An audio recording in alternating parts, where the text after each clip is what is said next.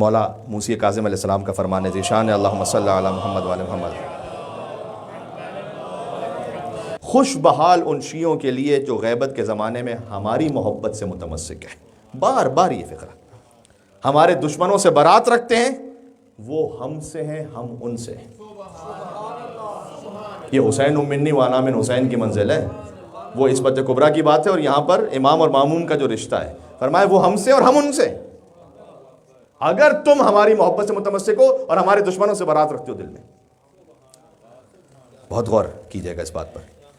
جی صادق علیہ محمد سے کسی نے پوچھا کہ مولا جب غیبت طولانی ہو جائے اور امر مشکوک ہو جائے کہ کیا کرنا ہے تو کیا کریں؟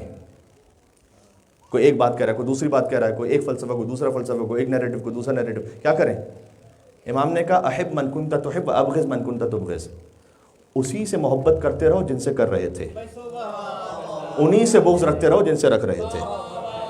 یعنی وہی زیارت عاشورہ پڑھتے رہو، اللہم خص انت ولا ظالم باللعن منی وابدا بی اولا ثم لعن ثانی والثالث والرابع اللہم لعن یزید خامسا. وہی پڑھتے رہو.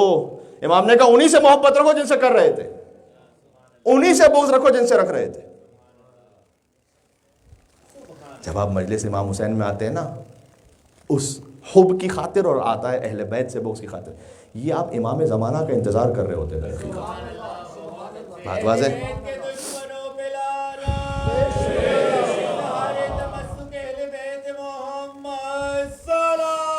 اللہم صلی علی محمد وعلی محمد.